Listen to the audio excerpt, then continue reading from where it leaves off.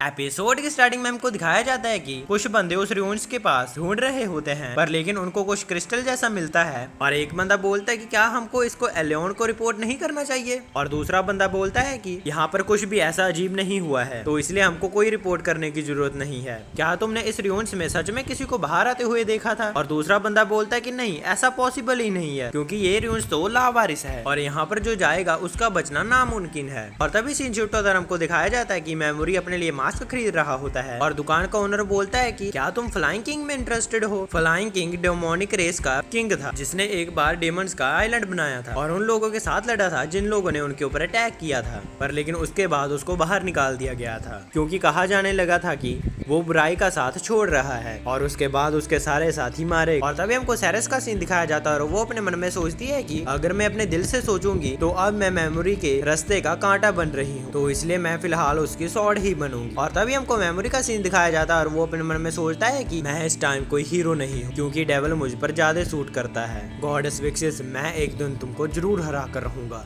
तुम एक ऐसे इंसान को इग्नोर बिल्कुल नहीं कर सकती जिसने की अपनी आत्मा को डेविल को दे दिया है। और अगले सीन में हमको मैग्नार किंगडम का सीन दिखाया जाता है और उसके अंदर एक मीटिंग चल रही होती है और सिग्मस बोलता है कि मैंने सुना है कि 5 ड्रैगन नाइट्स मारे गए हैं। इस पर यकीन करना तो बहुत मुश्किल है, ह्यूमैनिटी का सबसे ताकतवर बंदा हार चुका है। और तभी ऊर्जा किंगडम का किंग बोलता है कि मैंने उनकी बॉडीज को देखकर कंफर्म कर लिया है, पर लेकिन अभी भी इन्वेस्टिगेशन चल रही है। और तभी सिग्मस बोलता है कि क्या एलियन के पास कोई सीक्रेट इन्फॉर्मेशन है? और तभी गॉडेस विक्सिस बोलती है कि ब्लैक ड्रैगन नाइट्स सेरेस आश्रम के पीछे थे। और तभी आल्मा बोलती है कि वो तो निया हॉली नाइट्स की पुरानी लीडर थी ना, क्या हम लोग उसको ढूंढ पाए हैं? और जिन बोलता है कि जहाँ पर लड़ाई हुई थी वहाँ पर हमको खून में भीगे हुए कपड़े मिले हैं, शायद हो सकता है कि वो सेरेस आश्रम के ही हों, पर लेकिन जितना खून वहाँ पर गिरा हुआ था उसको देखकर तो यही पता चलता है कि वो मर चुकी है। और हाँ, मैंने सुना है कि नेहा किंगडम का किंग ऑर्ट्रा मर चुका है। मुझे ये सुनने में आया है कि मरने से पहले उसका दिमाग पूरी तरह से खराब हो चुका था। और सिग्मस बोलता है कि मैं ऐसे किंग के बारे में बिल्कुल नहीं सुनना चाहता जो लड़ाई से पहले ही डर गया था और उसने अपने किंगडम को ऐसे ही सौंप दिया। और तभी गॉडेस बोलते हैं कि वैसे तो हमको इस बात की चिंता करनी चाहिए कि जिन ब्लैक नाइट्स को हम ग्रेट डीमन एम्परर के अगेंस्ट लड़वाना चाहते थे वो अब नहीं रहे और इस चीज से हमको काफी ज्यादा नुकसान हो सकता है और अब दूसरी दुनिया के आए हुए हीरोज की इम्पोर्टेंस ज्यादा बढ़ गई है। और तभी मेहरा किंगडम का किंग बोलता है कि लगता है कि ग्रेट डीमन आने से एलियन को काफी फायदा होगा। और गॉडेस बोलती कि आप कहना क्या चाहते हैं? और वो बोलता है कि जब ग्रेट डीमन एम्परर आएगा तो सभी एलियन किंगडम से मदद मांगेंगे। और गॉडेस बोलती कि हाँ, आपने सही कहा और वैसे भी किसी और के पास ऑप्शन भी नहीं है। इस दुनिया में जो भी जी रहा है उसके ऊपर इविल एलिमेंट ने इफेक्ट किया है जिस वजह से कोई भी अपनी पूरी ताकत का इस्तेमाल नहीं कर सकता है। और मेहरा किंगडम का किंग बोलता है कि लेजेंड्स ऑफ गॉड स्लेयर्स के बारे में क्या ख्याल है? और गॉडेस बोलती है कि इस चीज से कोई भी फायदा नहीं होने वाला। और तभी सिग्मस बोलता है कि मैं तुम लोगों से एक चीज पूछना चाहता हूँ, क्या तुमको सच में लगता है कि 5 ड्रैगन नाइट्स को सेरेस आश्रम ने ही मारा है? और तभी सिग्मस को उसका चेला एक न्यूज देता है और सिग्मस बोलता है कि एक ग्रुप ने एक्सेप्ट किया है कि उन्होंने 5 ड्रैगन नाइट्स को मारा है और उनका नाम आशिंटो है। वो ग्रुप ऑफ सॉर्सर है और जो कि इस टाइम ऊर्जा किंगडम में है। और तभी से शिफ्टो तरह को दिखाया जाता है कि सेरेस बोलती है कि अगर हम ऐसी नॉर्थ की तरफ बढ़ते रहेंगे तो हम जल्दी ही गोल्डन डीमन जोन पहुंच जाएंगे और मुझे लगता है कि ये जगह प्रिपरेशन के लिए सही है। और मेमोरी बोलता है कि ये क्या चीज है? और सेरेस उसको बताती है कि ये ब्लड क्लोजिम है, यहाँ पर स्लेव्स और मर्सनरीज एक दूसरे के साथ फाइट करते हैं और उन फाइटर्स को यहाँ पर ब्लड फाइटर्स कहा जाता है। यहाँ पर जो लोग जीतते हैं उनको यहाँ से पैसे मिलते हैं और ये अब बहुत ही ज्यादा पॉपुलर है। और अगले सीन में हम देखते हैं कि मेमोरी और सेरेस एक रूम ले लेते हैं और रात होते ही इन्फॉर्मेशन निकालने के लिए चले जाते हैं जहाँ पर लोग 5 ड्रैगन नाइट्स के मरने के बारे में बात कर रहे होते हैं। और वो बोलते हैं कि सेरेस आश्रम ने ही मारा है और दूसरा बंदा बोलता है कि नहीं, ऐसा नहीं हो सकता, ये काम तो आशिंटो ने किया है। और मेमोरी बोलता है कि ये कौन सा ग्रुप है? और सेरेस बोलती है कि आशिंटो ग्रुप इस टाइम बहुत ज्यादा फेमस हो चुका है, मैंने सुना है कि वो लोग कर्स गॉड की पूजा करते हैं। और तभी हम देखते हैं कि आशिंटो ग्रुप के कुछ बंदे वहाँ पर आ जाते हैं और मेमोरी अपने मन में सोचता है कि ये लोग इतने भी ज्यादा खतरनाक नहीं लग रहे हैं, लेकिन अगर ये 5 ड्रैगन नाइट्स के मर्डर को अपने ऊपर ले रहे हैं तो ये तो बहुत अच्छी बात है। और तभी एक बंदा बोलता है कि क्या ये लोग सच में किसी को कर्स करके मार सकते हैं? दूसरा बंदा बोलता है कि पता नहीं, अगर इन्होंने नहीं भी मारा होगा तब भी ये कहेंगे हमने ही मारा है। अगर मैं ध्यान से सोचूं तो कुछ ही बंदे हैं जो कि 5 ड्रैगन नाइट्स को मार सकते थे। और दूसरा बंदा बोलता है कि क्या तुम ड्रैगन किलर और लियोपार्टिन ब्लड फाइटर की बात कर रहे हो? और दूसरा बंदा बोलता है कि हाँ, एक और फॉरबिडन विच। और दूसरा बंदा बोलता है कि वो तो डार्क एल्फ है ना, और वैसे भी किसी ने उसको 10 सालों से देखा ही नहीं है। और दूसरा बंदा बोलता है कि वैसे एक बंदा है जिसने कि उसे देखा हुआ है। और तभी मेमोरी उनके पास चला जाता है और उनके लिए खाना और ड्रिंक्स ऑर्डर कर देता है, जिसके बाद वो लोग उसको इन्फॉर्मेशन देने के लिए तैयार हो जाते हैं और मेमोरी उस बंदे के बारे में पूछने लग जाता है जिसने उसको देखा था। और दूसरा बंदा बोलता है कि तुम उसे क्लोजियम में जाकर ही पूछ सकते हो और मुझे लगता है कि आज तुम्हारा लकी डे है, तुम्हारे पीछे देखो, वो तो खुद ही यहाँ पर आ चुकी है। ये है मूनरे की सबसे स्ट्रॉन्गेस्ट ब्लड क्लोजियम फाइटर और इसका नाम है ईव स्पीड। और तभी हम देखते हैं कि मेमोरी उसके पास चला जाता है और मेमोरी उसको अपना इंट्रोडक्शन देता है और स्पीड बोलती कि तुम यहाँ पर क्यों आए हो। और मेमोरी बोलता है कि चलो मैं सीधा सीधा पूछता हूँ, क्या तुम मुझे बता सकती हो कि फॉरबिडन विच कहाँ पर है। और स्पीड बोलते है कि तुम भी उन्हीं में से हो जिसको की अफवाहों के ऊपर बहुत यकीन है। ये सच है कि मैं गोल्डन डेमन जोन गई थी पर लेकिन मैं उससे कभी नहीं मिल पाई, तो इसलिए मैं नहीं जानती कि वो कहाँ पर है। और वैसे तुम क्यों वहाँ पर जाने चाहते हो। और मेमोरी बोलता है कि नहीं, ऐसे ही बस मेरा मन कर रहा है। और स्पीड बोलती कि वो जगह बहुत खतरनाक है और अगर मैं सच कहूँ तो तुम वहाँ पर 3 दिन भी नहीं टिक पाओगे।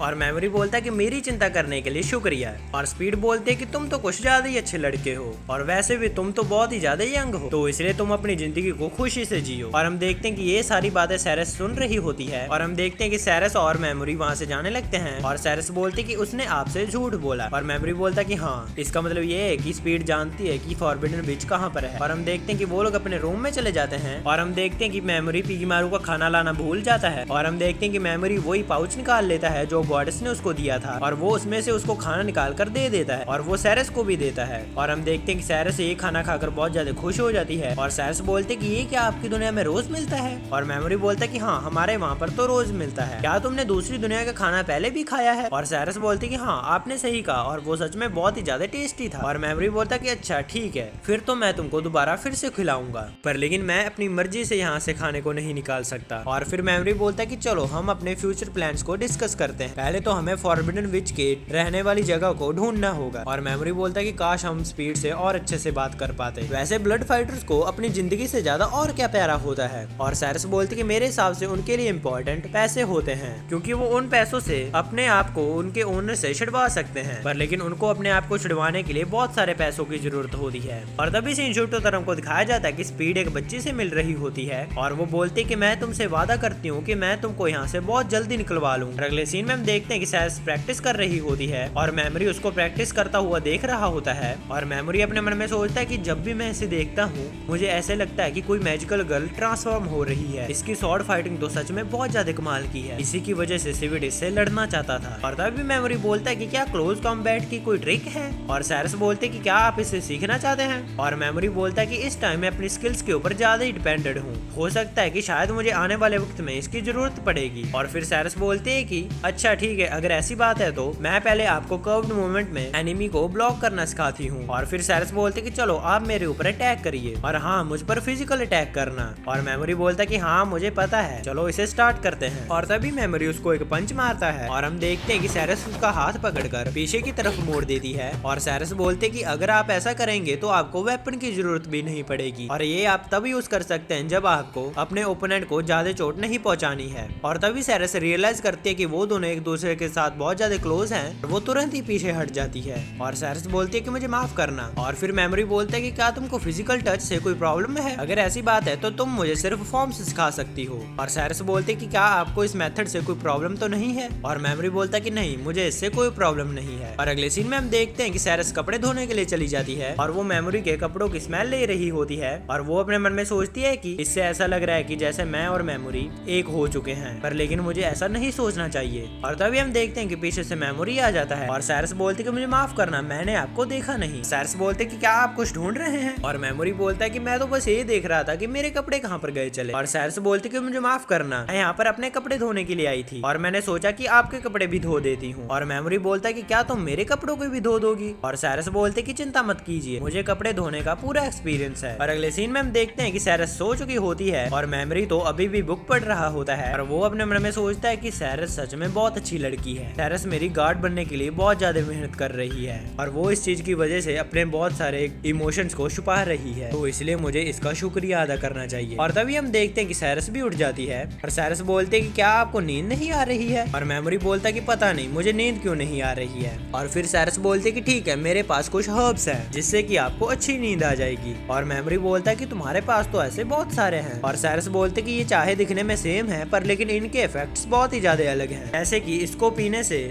आपके अंदर बहुत सारी एनर्जी आ जाएगी। और तभी हम देखते हैं कि मेमोरी एक सूप बना लेता है और साइरस उसके अंदर अपनी दवाई को मिला देती है और गलती से एक कप के अंदर ज्यादा दवाई डल जाती है। और साइरस बोलती कि मैंने गलती से एक कप के अंदर दवाई ज्यादा डाल दी है, तो इसलिए ये आपको शायद थिक लग सकती है, लेकिन आप इसको पीकर बहुत ही ज्यादा रिलैक्स हो जाएंगे। और फिर मेमोरी उसको पीने लग जाता है और फिर बोलता है कि मुझे तो ऐसा कुछ भी फील नहीं हो रहा है। और फिर साइरस उस दवाइयों को देखती है और देखकर बहुत ही ज्यादा शॉक हो जाती है। और मेमोरी बोलता है कि क्या तुमने फिर से कोई गड़बड़ कर दी है। और साइरस बोलती कि मुझे माफ कर देना। और मेमोरी बोलता है कि इसकी कोई जरूरत नहीं है, क्योंकि मैं तुम्हारी वजह से इस बुक को और ज्यादा पढ़ सकूंगा। और साइरस बोलते कि क्या मैं आपके लिए कुछ कर सकती हूँ। और मेमोरी बोलता कि नहीं, तुम सो जाओ, हमको सुबह इन्फॉर्मेशन कलेक्ट करने के लिए भी जाना है। और साइरस बोलते कि क्या मैं आपसे कुछ पूछ सकती हूँ। और मेमोरी बोलता कि हाँ पूछो, क्या आप टेम्पटेशन के खिलाफ हैं। और मेमोरी बोलता कि हाँ तुम ऐसा कह सकती हो, मेरे हिसाब से मैं इस टाइम बहुत ज्यादा ताकतवर स्टेट में हूँ। इस टाइम मेरा रिवेंज सबसे ऊपर है, इसलिए मैं बाकी चीजों के ऊपर ध्यान नहीं दे रहा हूँ। मेरे लिए ये सब कुछ एक कर्स की तरह है और मैं तभी बाकी चीजों को देख पाऊंगा जब मैं अपना रिवेंज ले लूंगा, और तब तक के लिए मैं कर्स ही रहूंगा। और साइरस बोलते कि अच्छा अगर ऐसी बात है तो मैं उम्मीद करती हूँ कि आपके ऊपर से ये कर्स बहुत ही जल्दी हट जाए। और अगले सीन में हम देखते हैं कि दिन हो जाता है और साइरस स्पीड की इन्फॉर्मेशन निकाल कर लेकर आई होती है और मेमोरी को बोलती है कि स्पीड एक स्लेव थी जिसको कि स्लेव मार्केट से खरीद कर लाया गया था। उसने पहली फाइट में ही बहुत ज्यादा कमाल कर दिया था और 3 साल बाद भी उसको कोई नहीं हरा पाया था। और मेमोरी बोलता है कि क्या तुमने सुना कि कल उसका फाइनल मैच है। इसका मतलब ये है कि उसने इतने पैसे तो कमा लिए हैं जिससे कि वो अपने आप को छुड़वा सकती है और अब हम उससे पैसों के जरिए से बात नहीं कर सकते हैं। और साइरस बोलते कि मेरे पास एक ऐसी इन्फॉर्मेशन है, असल में ऐसी बात है कि उसने 2 साल पहले ही इतने ज्यादा पैसे कमा लिए थे कि वो अपने आप को छुड़वा सकती थी। और मेमोरी बोलता कि फिर वो यहाँ पर इतने टाइम से क्यों है। और साइरस बोलते कि वो एक यहाँ पर बच्ची की वजह से है जिसको कि ये छुड़वाना चाहती है। और एक और इम्पोर्टेंट थी, इस रीना में ये बहुत बार हुआ है कि जो पावरफुल ब्लड फाइटर्स होते हैं वो फाइनल मैच में मर जाते हैं। और मेमोरी बोलता है कि हाँ मैंने भी ये सुना है, क्या उनको ऐसे से लड़ने के लिए भेज दिया जाता है जो कि उनसे बहुत ज्यादा ताकतवर हो। साइरस बोलती कि मुझे डर है कि ये बात उससे भी ज्यादा गहरी है, मुझे लगता है कि जो इस ब्लड क्लोजियम को चलाता है वो ब्लड फाइटर्स के अगेंस्ट काम करता है। और मेमोरी बोलता है कि अच्छा अगर ऐसी बात है तो शायद हमको एक रास्ता मिल चुका है। और इसी के साथ हमारा ये एपिसोड खत्म हो जाता है। गाइस अगर आपको थोड़ी सी भी वीडियो डिजर्विंग लगी हो तो वीडियो को लाइक और चैनल को सब्सक्राइब कर जरूर जाना। वीडियो के नीचे कमेंट भी कर देना कि आपको वीडियो कैसी लगी। वीडियो पसंद है तो वीडियो को लाइक और चैनल को सब्सक्राइब कर जरूर जाना। मैं जा रहा हूँ, आप भी अपना जरूर ध्यान रखना। मैं मिलता हूँ आपको नेक्स्ट वीडियो में। Thanks for watching.